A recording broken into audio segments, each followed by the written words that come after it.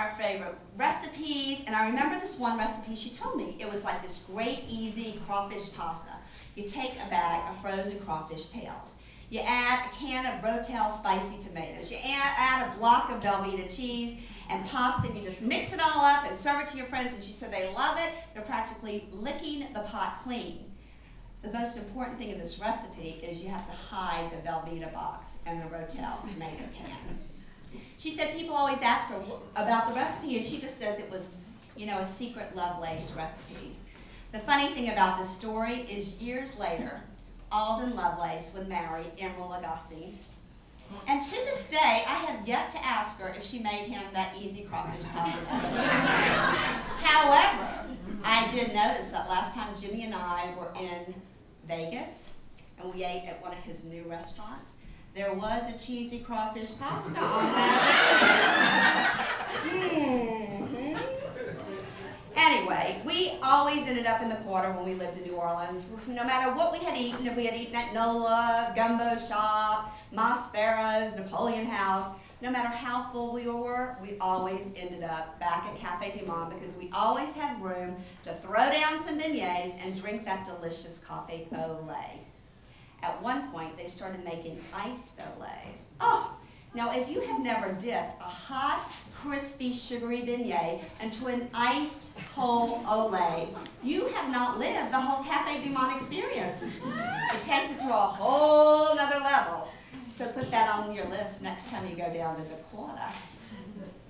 About 5 years after living in New Orleans, my wanderlust kicked in again, and I decided I should move to Los Angeles.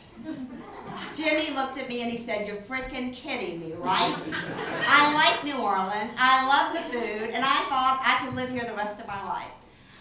But being the manipulative, persuasive Southern belle that I am, he came to LA kicking and screaming. But before we left, we ended up at Cafe Du Monde, and I remember raising my mug and telling my friends this.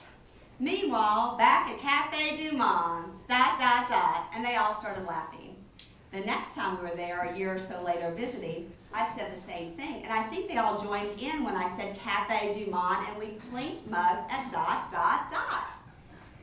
And I said, you know, one day that is going to be the name of a book, or a movie, or a play.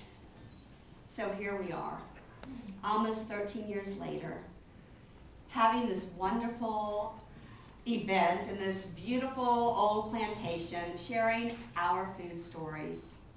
No matter what happens in my life, no matter where I live, I always end up back at Cafe Du Monde. You know it's open. You know you can afford it, the cheapest meal in New Orleans. You know what you're ordering, those little pillows of decadence.